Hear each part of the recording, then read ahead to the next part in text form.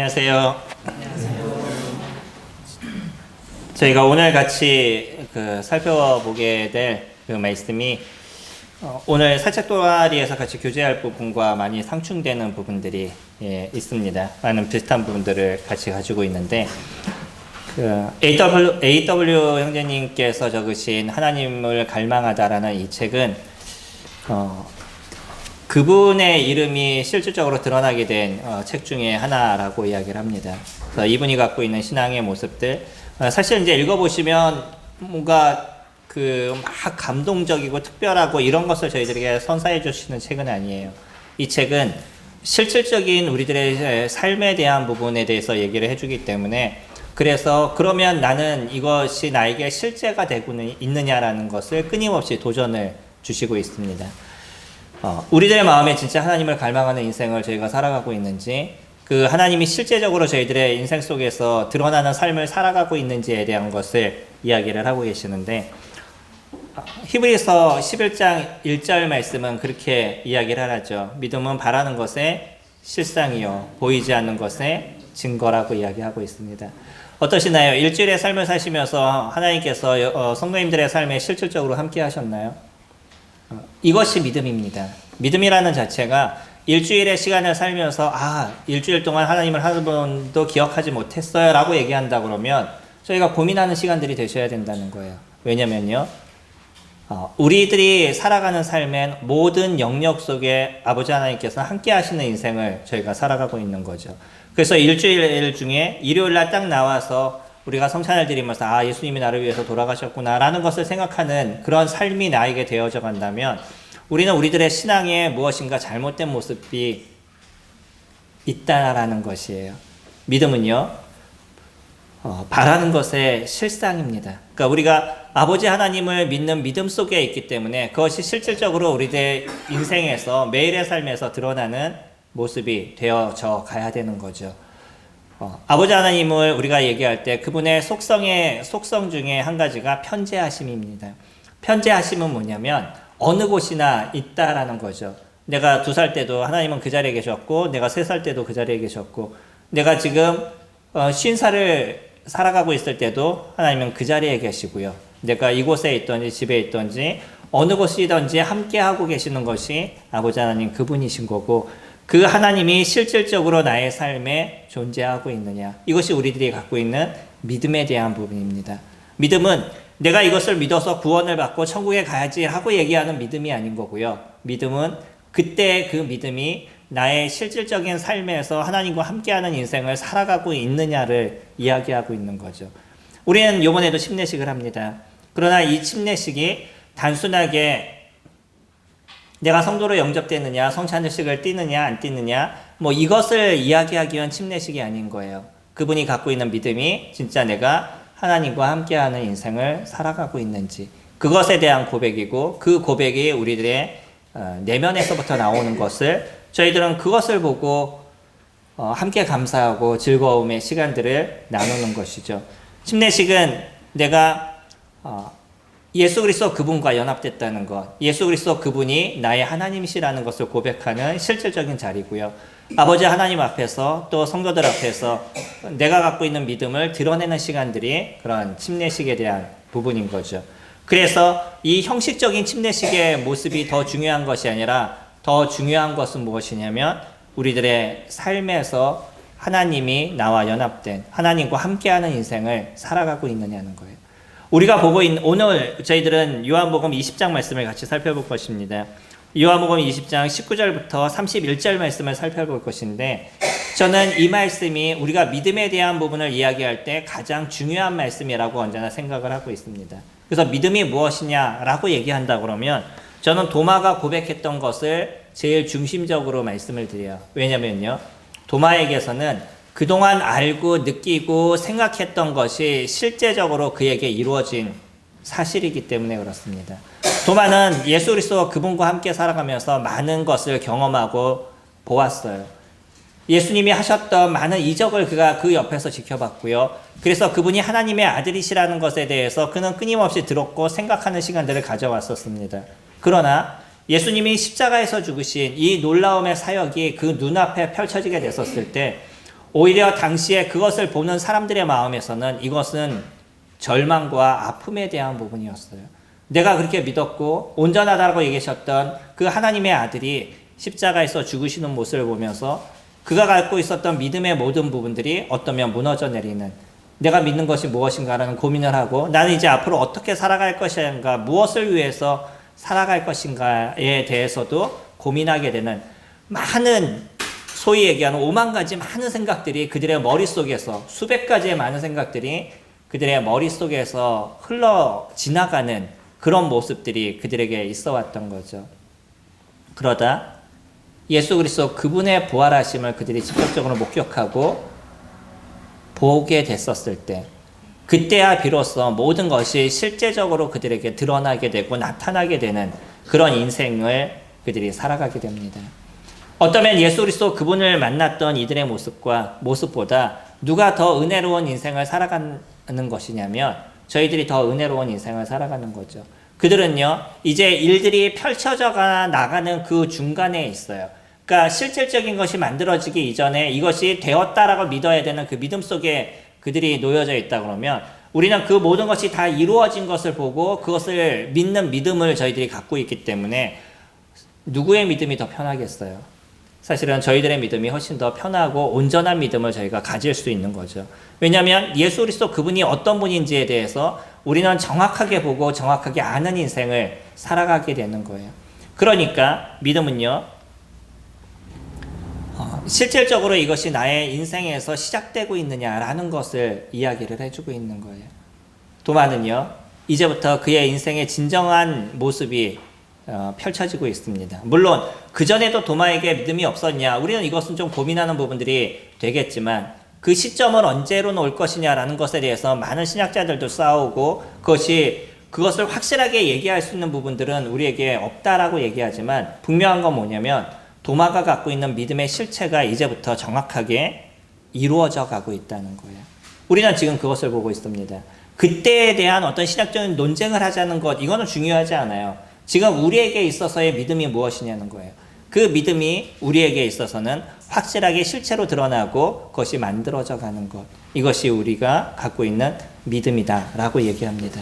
그렇기 때문에 이 믿음은요, 우리에게 평안을 가져다 주는 것이고요, 이 믿음은 우리에게 안전을 가져다 주는 거예요. 인생을 사시면서 안전하시나요? 나는 진짜 안전하다, 평안하다 라는 생각을 가지면서 살아가시나요? 일주일의 삶에서 그런 안전이 나에게 없고 계속 불안하고 두려움의 모습들이 우리들 내면을 지배하는 인생을 살아가시나요?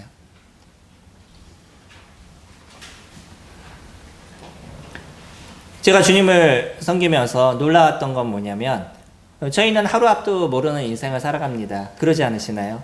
당장에 내일까지는 조금 우리가 어느 정도 알 거라고 생각하지만 일주일에 생각하면 조금 더 고민이 되고요. 한 달 아니면 1년 아니면 조금 더 요즘 이제 100세 시대라 그래서 노년 이런 거 생각하게 되면 그때 가서 나는 먹고 사는데 문제가 없을까? 어떤 이런 고민들이 끊임없이 우리들 생각을 지배하는 인생을 저희가 살아가고 있는 거죠. 근데 감사한 게 있습니다. 주님을 믿고 나서 그러한 고민을 조금 더 접어놓는 인생을 살아갈 수 있었다는 거예요. 그러니까 내가 보이지 않는 미래에 대한 삶을 내가 살아가지만 그러나 그 미래에 대해서 너무 전전긍긍하는 인생을 살아가지 않아도 되는 것은 결국은 주님께서 나에게 하신 말씀에 대한 약속을 나는 붙잡고 살아가느냐 그러지 않느냐에 따라서 달라지게 되어 왔더라고요. 그러다 보니까 보이지 않는 그 미래지만 여전히 하나님께서 약속하신 걸 붙잡게 됐었을 때 그것이 나에게서 실체가 되는 인생을 저희들은 경험해 오고 있는 거죠. 저도 그렇습니다. 잘 보이지 않았던 미래에 대한 부분이에요. 이것이 옳은가라는 고민을 하면서도 그러나 주님께서 얘기하신 것에 맞춰서 그 인생을 살아오게 됐었을 때 지금의 저의 모습이 되어져 있고 또 앞으로의 모습을 제가 생각했을 때도 여전히 하나님께서 그것을 만들어 가실 것을 기대하는 심령을 가져가게 되는 거예요. 그래서 하나님께 감사하게 되고 또 하나님의 말씀이 어떻게 그것이 완전하게 만들어져 가고 이루어져 가느냐를 이야기할 수 있는 거죠.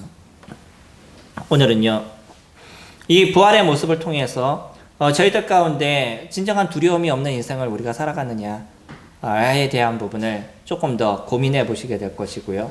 그리고 그리스도 그분을 통해서 나는 진정한 평안을, 안전을 누리는 인생을 살아가느냐라는 것을 고민하게 되실 겁니다. 그것이 우리에게 이루어지지 않는다 그러면 우리는 예수 그리스도를 다시 한번 생각해보고 예수 그리스도 그분을 다시 한번 바라볼 수 있는 그런 마음의 점검도 필요하리라 생각이 됩니다. 19절 말씀 같이 보시면 요한복음 20장 19절입니다.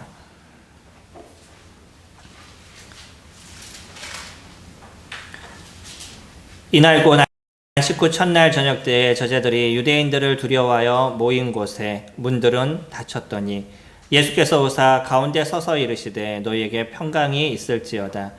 이 말씀을 하시고 손과 옆구리를 보이시니 제자들이 주를 보고 기뻐하더라. 예수께서 또 이르시되 너희에게 평강이 있을지어다. 아버지께서 나를 보내신 것 같이 나도 너희를 보내노니. 이 말씀을 하시고 그들을 향하여 숨을 내쉬며 이르시되 성령을 받으라. 너희가 누구의 죄든지 사하면 사하여질 것이요 누구의 죄든지 그대로 두면 그대로 있으리라 하시니라. 지난주에 저희가 살펴봤던 것처럼 막달라 마리아가 무덤에 가서, 물론 막달라 마리아뿐만 아니라 여러 마리아들이 함께 있었습니다. 여러 여인들이 같이 있었었는데 그들이 무덤에 가서 무덤이 열린 것을 보고 깜짝 놀랐어요. 그리고 제자들에게 가서 얘기했더니 베드로와 요한이 달려가서 그것을 살펴보고 진짜 예수님의 그 무덤이 열려있는 것, 또 그것에 예수님의 시체가 없는 것을 보고선 이들이 금심하면서 돌아왔습니다. 물론 지난주에 살펴본 것처럼 요한은요, 예수님이 무덤에 없는 것을 보면서 그 전에 예수님께서 하셨던 것, 3일 만에 내가 다시 부활하리라 라고 얘기하셨던 그 말씀에 대해서 요한은 믿었다라고 얘기를 해요. 그러나 그것을 제자들과 더 많은 공유는 하지 않았던 것 같습니다. 제자들은 이제 예수님의 시체도 없어지고 여러 가지 많은 그 일들이 일어나는 것에 있어서 두려움의 마음을 갖고 있었어요. 과연 예수님은 진짜 부활하신 건가? 누군가 시체를 가져간 건 아닌가? 끊임없는 그들의 어떤 의문점이 끊임없이 있는 그 상황 속에서 그들이 할 수 있는 그 하나는 무엇이냐면 혹시 또 시체를 훔쳐갔다라 그럴까봐 이 유대인의 지도자들이 자기네를 잡으러 올 것 같고, 그뿐만 아니라 예수님의 잔당을 다 없애겠다라고 그들이 예수님의 제자들을 찾을 것 같은 그런 두려움 속에서 그들이 할 수 있는 거는요, 방에 함께 모여서 문을 잠그고 있는 그런 모습이었습니다. 이들의 마음이 얼마나 많은 그 생각 속에 있었겠어요. 진짜 주님은 부활하셨나? 아니면 나는 지금 잡혀가는 건 아닌가? 내 인생은 여기서 끝나는 것은 아닌가? 많은 여러 가지 생각들이 그들 속에 있었을 거예요. 그런 두려움 속에 있는 그들 속에 누가 나타나셨냐면 예수님께서 나타나셨습니다. 그리고요, 그들이 모여있는 그 가운데로 오셨어요. 문은 잠겨 있는데 육신의 모양을 갖고 계신 예수님이 그 가운데 오셨다는 거예요. 이거는 그 전에 있었던 모습의 예수님의 육체와 다르다는 것을 저희들에게 알려주고 있는 거죠. 그리고 예수님이 그들에게 첫 마디가 무엇이었죠? 19절 맨 마지막에 예수께서 오사 가운데 서서 이르시되 너희에게 평강이 있을지어다. 그들에게 평안을 주시기를 원하셨다는 거예요. 그 두려움이 있는 그들의 내면 속에 진정한 평안을 주시기 원했던 것. 이거는 그때 당시의 모습 속을 얘기하는 것이 아니라 우리가 살아가는 삶 속에서 주님께서는 우리의 내면에 평안을 주시기를 원하신다는 거예요. 많은 고민이 있으시나요? 많은 생각이 있으시나요? 그렇습니다. 저희가 인생을 살아가면서 얼마나 많은 고민과 미래에 대한 준비들이 저희들에게 있겠어요. 또 그것이 우리들에게 얼마나 힘들고 어려움의 마음들을 갖게 하겠어요. 근데 주님은 저희들에게 무엇을 얘기하시냐면 너희들 마음에 평안이 있어라 라고 얘기합니다. 내가 무엇인가를 부여잡고 있는 것이 그것이 강하면 강할수록 우리들 마음에 더 큰 두려움과 어려움이 있으실 겁니다. 내가 더 소중하게 생각하는 그 무엇인가가 나에게 더 크게 있을수록 나는 그것이 내 내면을 더 힘들게 만드는 것이 될 거예요. 어쩌면 내 자녀들에 대한 걱정이 나로 하여금 더 큰 힘이, 고통이 되게 할 것이고요. 내 건강에 대한 부분에 대한 걱정이 나로 하여금 더 두려움과 큰 아픔의 모습들을 갖게 할 거고요. 내 자신을 너무나 소중하게 여기는 그 마음이 나로 하여금 나를 더 힘들게 하는 일들이 되어질 겁니다. 내가 다른 사람과 나를 비교해서 다른 사람들보다 좀 나아지기를 원하는데 다른 사람보다 좀 못한 모습을 가지면 끊임없는 그 자괴감과 자존심의 상처가 끊임없이 내 내면의 힘듦과 고통의 모습을 만들어가게 될 거예요. 돈을 사랑하시나요? 그러면 그 돈이 얼마만큼 나를 고통스럽게 하고 아프게 만들지를 우리 스스로가 느끼시고 있으시죠? 그렇습니다. 저도 돈이 많아야 된다라는 고민을 많이 하면 할수록 그거에 대한 두려움이 제 마음 가운데 더 많이 자리 잡게 되고요. 어떻게 이 시간에 나와가지고선 저희가 이 자리에 앉아 있겠어요? 나가서 일을 해야죠. 한 푼이라도 더 벌어야죠. 그러나 저희가 주일이라는 시간을 주님 앞에 드릴 수 있고 저에게 주어진 시간들을 하나님께 드릴 수 있는 그거는 여전히 하나님을 의지하는 마음이 저희들에게 있기 때문인 거죠. 하나님께서 함께 하실 것을 저희들이 의지하기 때문에 또 주님께서 저희들에게 약속하신 것을 저희가 붙잡는 삶을 살아갈 수 있는 거죠. 우리는요, 주님이 저희들을 언제 데려가실지 저희들은 잘 알 수 없습니다. 그것이 100세가 될 수 있고 아니면 50세가 될 수 있고 그보다 더 어릴 수도 있어요. 그러나 그 죽음이 우리에게 있어서 두렵지 않은 것은 이 땅에서의 삶의 모습이 저희들에게 전부가 되지 않기 때문인 거예요. 조금의 어떤 육체적인 변화가 일어나서 내가 건강에 조금 문제가 생기고 아니면 남들이 나를 보는 모습에서 조금 다른 모습이 되어져 간다 할지라도 이것이 나에게 있어서 그렇게 큰 두려움이 되지 않는 것은 사람들의 눈에 비치는 나의 인생을 사는 것이 중요하지 않기 때문인 거예요. 저희들은 누가 보시는 인생을 살아가죠? 하나님이 나를 어떻게 보시냐? 그것을 보고 나는 인생을 살아갑니다. 내 내면의 모습을 어떻게 바꿔갈 것인가? 이것을 보면서 저희들의 인생을 살아가게 되죠. 그러니까 저희들에게 있어서 두려움보다 무엇이 더 크겠어요? 하나님께서 저희들에게 베푸시는 평안과 안식이 저희들의 내면을 더 밝게 비춰주는 인생을 저희가 살아가는 거죠. 부활하는 모습을 제자들이 봤었을 때 그들이 비로소 그동안 갖고 있었던 많은 고민과 어려움과 두려움이 한순간에 없어지는 경험을 그들이 하게 됐습니다. 얼마나 두려웠겠어요. 자신의 주님이 죽음을 당했는데 그리고 또 그 시체 자체도 없어졌는데 그들에게 있어서 이것이 얼마나 큰 두려움이겠어요. 그러나 예수님이 그들 가운데 딱 나타나시는 그 순간에 그들 마음 가운데 주님께서 얘기하셨던 것, 내가 죽은 자 가운데서 부활하리라 3일 만에 다시 살아나리라고 얘기하셨던 그 마가복음 16장 21절 말씀, 그 예언의 말씀이 그들에게 정확하게 이루어지게 됐었을 때 그들은요, 진정한 믿음의 기쁨을 누리는 인생을 살아가게 되었다는 거예요. 우리들 내면에서도요, 우리가 예수 그리스도 그분이 저희들에게 진정한 부활의 삶이 되어져 가고 있느냐는 거죠. 예수 그리스도께서 부활하심을 믿으시나요? 믿으시죠. 그 믿으심이 우리들의 인생에서의 진정한 실체가 되고 계시냐는 거예요. 우리는 그렇습니다. 우리들이 갖고 있는 믿음이라는 거는 그것이 나의 삶의 오늘의 실체가 되어져 가야 된다는 것이에요. 그리고 주님이 나의 삶과 함께 하시는 그런 인생을 내가 오늘 이 순간도 살아가고 있어야 된다는 거죠. 그것이 나에게 있어서 평안을 가져다 주는 거예요. 이것이 나에게 있어서 기쁨을 가져다 주는 것입니다. 이것이 우리에게 이루어지지 않으면 우리는 끊임없는 세상 사람들과 별 차이 없는 인생을 살아가게 되고 거기에서 힘들어하고 어려워하고 고통스러워하는 그런 삶이 되어져 갈 수밖에 없는 거죠.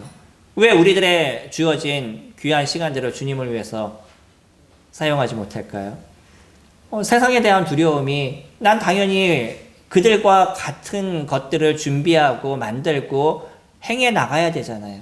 그러려고 그러면 주님을 위해서 쓸만한 시간이 저희들에게 어떻게 있겠어요?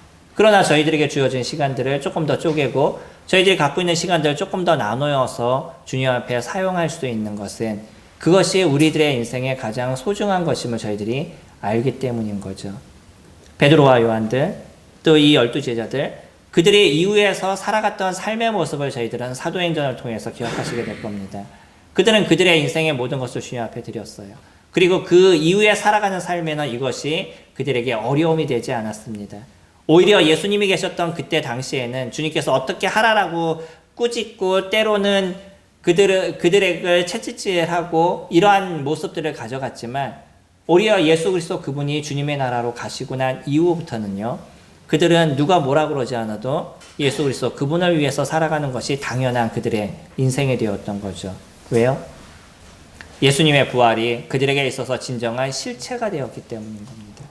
우리들에게 있어서도 그런 거잖아요. 주님이 우리에게 실체가 되었을 때, 이 믿음이 나에게 실질적인 모습이 돼서 나에게 실상이 되었었을 때, 그때야 진정한 믿음의 삶이 우리에게서 이루어져 나가는 거죠. 히브리서 11장도 그런 얘기를 합니다. 너희가 하나님이 살아계신 것을 이라고 얘기해요. 하나님이 살아계신 것을 저희들이 믿게 됐을 때 어떻게 우리가 하나님을 벗어난 인생을 살아가겠어요? 하나님이 살아계심을 내가 인정하게 됐었을 때 왜 나의 인생에 대한 부분을 필요 없는 것에 나의 시간들과 나의 생각과 또 죄와 관련된 것들에 나의 마음을 쓰는 그런 인생을 저희가 살아가겠어요? 그러지 않으시나요? 그러니까 우리에게 무엇이 존재하겠어요? 주님이 주신 진정한 평안이 저희들에게 존재하게 되는 거죠.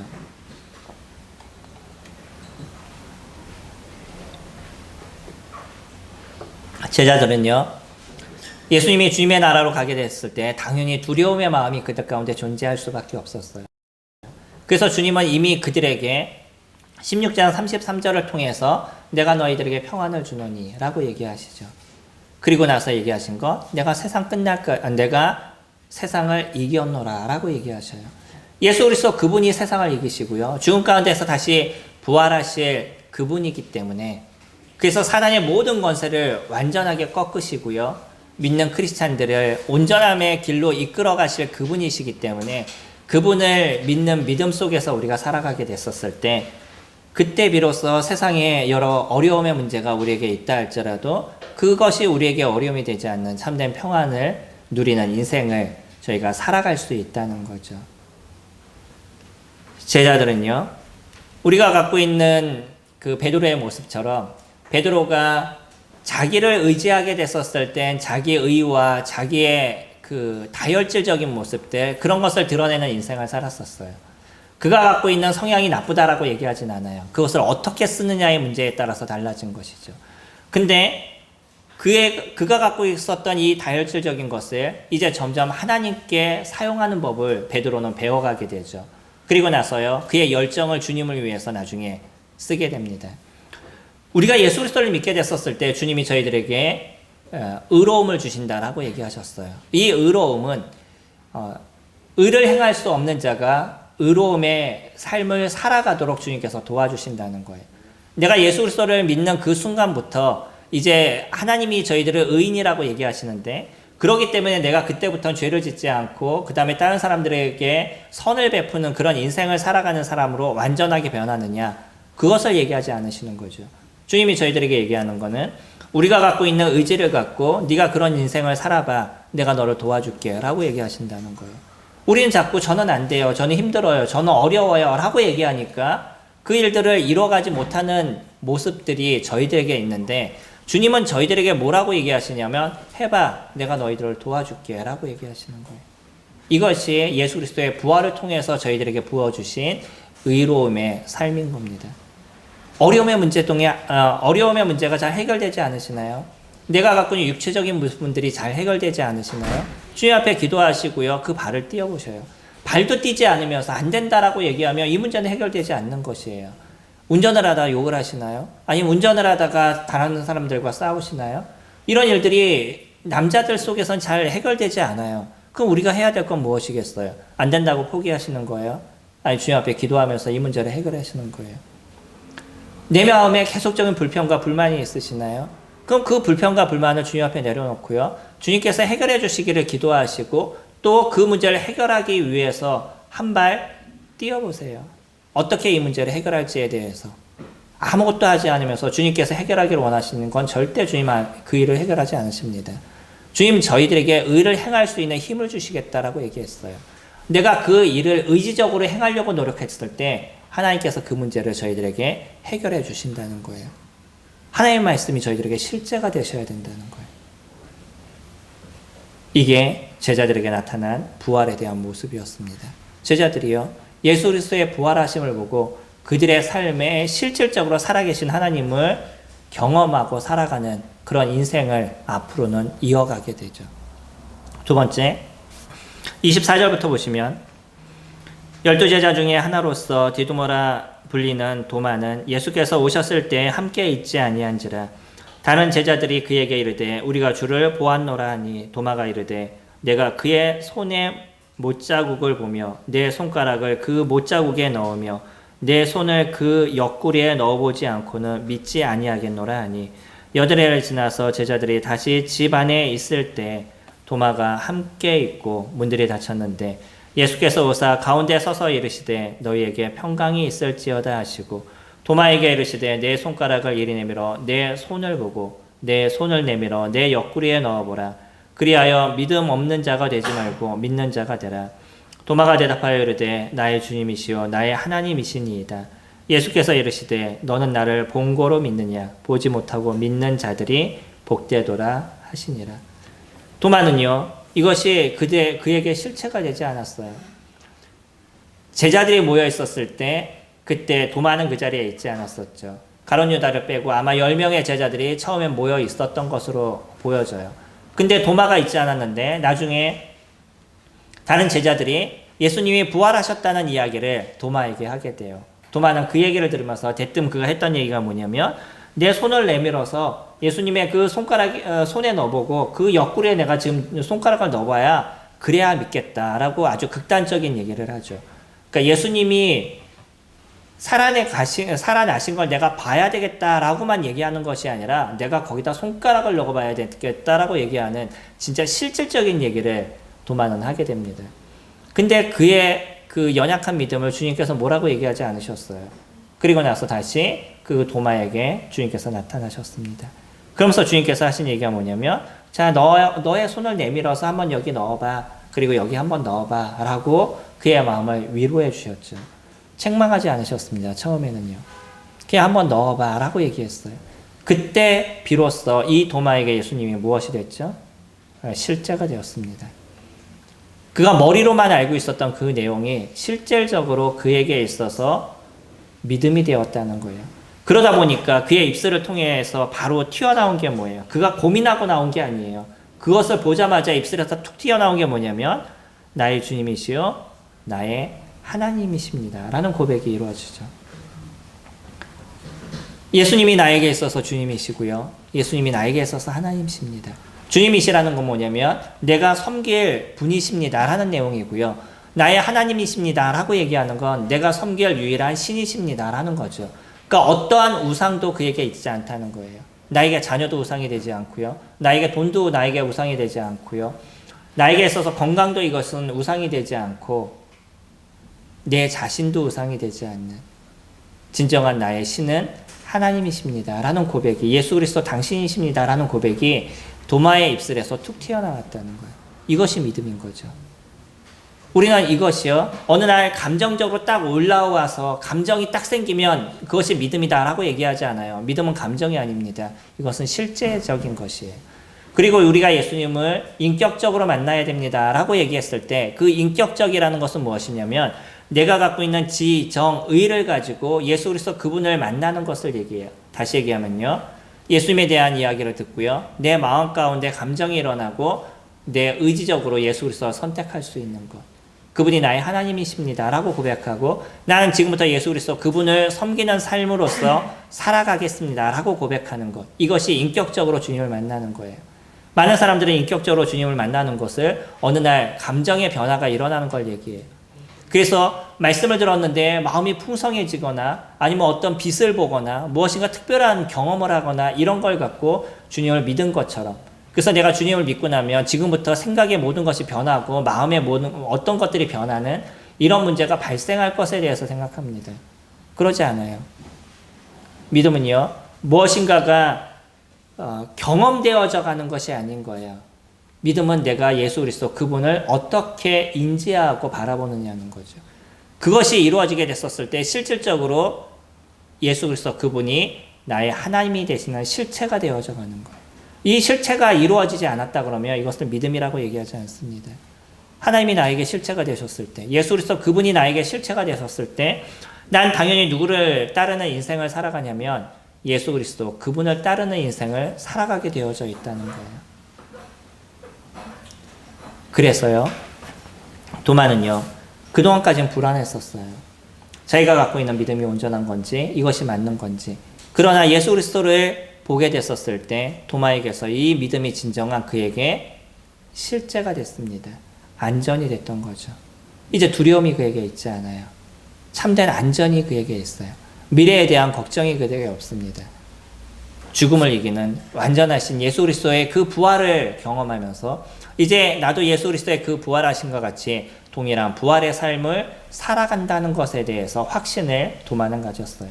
뿐만 아니라 12제자는요. 아까 우리가 살펴봤었을 때 그 뒤에 보면 성령에 대한 얘기가 나오죠. 이거는 진짜 난해한 구절이에요. 왜냐하면 실질적으로 성령의 역사는 언제 일어났죠? 사도행전 2장 오순절날 그날 성령의 역사가 일어났었습니다. 근데 왜 요한은 갑자기 그 20장 22절에 예수님께서 하신 이 얘기를 언급을 했을까요? 이 말씀을 하시고 그들을 향하여 숨을 내쉬면서 이르시되 성령을 받으라. 여기에서의 모습은 실질적인 것이라고 생각되어지진 않습니다. 이 성령의 역사가 그들에게 어떻게 일어날 것이고 앞으로 이 성령이 그들에게 어떻게 임할 것인지에 대해서 주님께서 얘기하신 것으로 보여지고요. 그리고 이 성령의 역사를 통해서 그들이 하는 일들, 그것이 무엇인지를 그들에게 알려주셨는데 무엇이죠? 너희가 누구의 죄든지 사하면 사하여질 것이요 누구의 죄든지 그대로 두면 그대로 있으리라. 이들이 죄를 사하거나 죄를 없애는 일들을 하는 사람들이 아니라 이들이 참된 복음을 전하는 일을 통해서 그 예수 그리스도를 통해 죄의 사함을 얻게 하는 일들을 하게 하신다는 거죠. 이게 12제자들에게 부여했던 하나님의 그 은혜였습니다. 이거는 이들뿐만 아니에요. 우리들도요. 동일하게 예수 그리스도의 그 안전에서 저희가 살아가게 됐었을 때 저희들도 이 예수 그리스도를 선포하는 삶을 살아가게 되고 이것이 우리들의 인생에서 가장 중요한 가치를 지니는 그런 삶이 되어져 가는 거죠. 제자들은 그것이 그들의 삶의 전부였습니다. 예수 그리스도를 선포하고 그 예수 그리스도를 전하는 일들. 또 그분의 말씀을 가르침을 통해서 성도들을 온전케 하는 삶을 살아가는 것들. 이것이 제자들에게 있어 삶의 전부의 모습이었던 거죠. 그리고 이것이 그들에게 두려움이 되지 않았던 거예요. 어려움이 되지 않았어요. 오히려 이것이 그들의 삶의 진정한 평안이 되었던 거죠. 우리들도요. 이 부활의 모습은 우리에게 이와 같은 놀라움의 일들을 만들어가고 있어요. 주님을 위해서 사는 것이 우리에게 있어서 즐거움이 되고요. 이것이 내 삶의 가장 첫째가 되는 모습이 되어져 간다는 거예요. 믿음은 예수 그리스도 그분이 나의 하나님이 되신다는 건 내 삶의 첫째가 예수 그리스도 그분이 되고 계시느냐라는 걸 고백하는 거죠. 그렇기 때문에 그분을 섬기는 게 당연한 나의 인생이 되고요. 어떤 것보다도 주님의 일을 위한 것들이 첫째에 대한 부분이 되어져 갈 수밖에 없는 거예요. 이게 실제잖아요. 나의 삶에 실질적으로 일어나는 것들. 한번 우리들의 일주일의 삶을 저희가 계수해 본다 그러면 그 일주일의 삶에서 주님 앞에 드리는 시간이 얼마나 되셨는지, 그것이 과연 나에게 있어서 첫 번째라고 내가 얘기할 수 있는 건지. 우리는요, 어느 장소에 있든지 무엇을 하든지 이것이 중요하지 않습니다. 그 일을 왜 하는지가 중요한 거죠. 무엇을 위해서 먹고, 무엇을 위해서 마시고, 무엇을 위해서 쉬는지, 그것이 나에게 있어서 정확하게 정해지게 되면 그 모든 것이 하나님을 위한 삶이 되어져 가지만, 그러지 않는다 그러면 난 하나님과 함께하는 인생이 되어 있지 않다는 거예요. 주님이 첫째가 된다 그러면 우리들의 하루의 시간의 모든 것이 주님의 것임을 고백하는 그런 일들이 이루어지게 될 거예요. 육체적으로 좀 피곤하시죠? 특히 봄 되니까요. 많이 피곤하더라고요.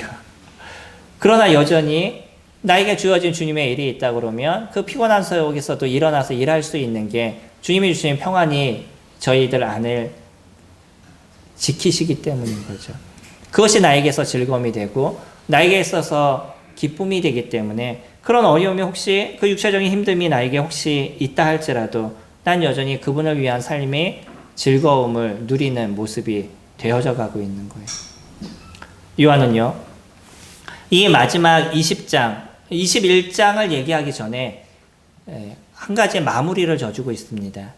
30절 보시면 예수께서 제자들 앞에서 이 책에 기록되지 아니한 다른 표적도 많이 행하셨으나 오직 이것을 기록함은 너희로 예수께서 하나님의 아들 그리스도이심을 믿게 하려 하며 또 너희로 믿고 그 이름 힘입어 생명을 얻게 하려 함이라. 이게 요한이 이 책을 적은 목적이다라고 얘기하고 있어요.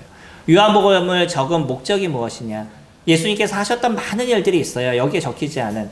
그러나 그 많은 일들도 다 적으면 좋겠지만 그러나 제일 중요한 건 뭐냐면 이 요한이 적기를 원했던 중요한 것. 그 많은 내용을 좀 추스려서 그는 자신이 선포하는 그 예수 그리스도 그분이 그리스도이심을 이 글을 읽는 사람들이 믿게 하기를 원했다는 거예요. 그래서 예수 그리스도 그분이 하나님의 보내심을 받은 자, 하나님의 선택하심을 받은 자, 다시 얘기하면 저희들의 메시아이심을, 구세주이심을 우리들이 믿게 하기 원한 것. 이것이 이 요한복음을 적은 이유라고 얘기를 하시고요. 그래서 그 믿음을 통해서 영원한 생명을 얻는 것, 하나님과 함께하는 인생을 살아가는 것, 이것이 이 책을 적은 이유다라고 저희들에게 얘기를 해요. 저희는 요한복음을 읽을 때 이와 같은 기본적인 전제를 갖고 읽게 되는 거예요. 이 요한복음을 통해서 예수님께서 하나님의 아들이시라는 것, 그리고 그분이 우리들의 구세주가 되신다는 것, 그리스도가 되신다는 것, 이 내용을 인지하면서 저희는 성경을 읽는 거고요. 그래서 내가 믿음을 가졌다 할지라도 다시 한번 그런 관점을 통해서 성경을 읽고 이 예수 그리스도 그분이 나의 삶의 실제가 되어져가는 그런 인생을 살아가는 게 저희가 성경을 읽는 이유라고 얘기를 해주고 있습니다. 요한은요, 이제 마지막 21장을 남겨두면서 요한복음을 정리를 해주고 있어요. 그분이 왜 우리를 위해서 죽으셨는지, 그분이 왜 다시 부활하셨는지. 로마서 4장 25절은 그렇게 얘기하죠. 그는 우리 죄를 인해서 내어주심이 되고 우리를 의롭다 하시기 위해서 부활하셨다라고 얘기하죠. 다시 살아나셨다라고 얘기하죠. 그분이 죽으심을 통해서 저희들의 죄에 대한 모든 것을 해결해 주셨습니다. 이것처럼 놀랍고 큰 은혜가 저희들에게 없어요. 그러나 여기서 끝나신 것이 아니라 그분은 다시 부활하심을 통해서 저희들이 의로움의 삶을 살아갈 수 있도록 저희들을 이끌어 가시는 일들을 이뤄 가신다는 거예요. 믿음은요, 죄가 없어진 것으로 끝나지 않습니다. 어떤 사람이 믿음에 대해서 얘기할 때 내가 죄가 없는 것을 믿으면 구원을 얻는다라고 생각을 하는데 그거는 우리에게 이루어진 하나님께서 이루신 사역에 대한 부분인 거예요. 거기서 끝나지 않습니다. 우리들의 믿음이라는 자체는 그분이 어떤 분인지에 대한 인지를 저희들이 갖는 거예요. 그리고 그분의 삶이 실질적으로 저희들에게서 실체가 되어져 가는 거죠. 그래서 예수 그리스도 그분이 나의 하나님의 모습이 되어져 가게 됐었을 때 저희는 당연히 무엇을 위해서 살아가시겠어요? 의를 위해서 살아가지 않으시겠어요? 하나님의 의로우신 것 같이 그분의 완전하심과 같이 그분의 사랑하심과 같이 저희들이 그 사랑을 베푸고 그 의로움을 베푸는 그런 인생을 저희들이 살아가시게 되겠죠. 저희들의 나이는 그렇게 중요하지 않을 겁니다. 저희가 어리던 나이가 많던 그것과 상관없이 오늘 하루를 살아가는 삶 속에서 이 복음을 위한 일에 나는 어떤 일들을 이뤄갈지, 이 의로움을 이뤄가는 일에 나는 어떤 일을 이뤄갈지 이것을 고민하고 이것을 만들어가게 됐었을 때 그때 주님께서 우리 가운데 주시는 위로와 힘이 무엇인지를 저희들이 경험하게 될 거예요. 그리고 거기에 대한 능력은 주님이 저희들에게 주시겠다라고 약속하셨잖아요. 오직 성령이 너희에게 임하시면 너희가 권능을 받고 라고 얘기하시죠. 우리가 일할 수 있는 힘은 주님께서 주십니다. 그것을 저희들은 믿는 것이에요. 이것을 의지하는 것입니다. 그래서 그것이 나에게 실제가 되어지시는 거예요. 그랬었을 때 나는 오늘 하루도 주님과 함께하는 그런 기쁨의 삶이 저희들에게 이루어지시게 될 겁니다. 우리 한 주의 모습에서도 한 가지씩 결단을 하시면 좋을 것 같습니다. 예수 그분이 나에게 있어서 실제가 되시고 일주일의 삶을 그분과 함께 살아가는 데 있어서 나는 어떠한 것을 만들어 갈지, 어떠한 결단을 이룰지 각자가 갖고 있는 하나의 그 결단을 통해서 한 주의 삶이 주님과 함께하는 그분이 실질적으로 나의 삶에서 나타나는 그런 인생이 되시기를 소망합니다. 기도하겠습니다.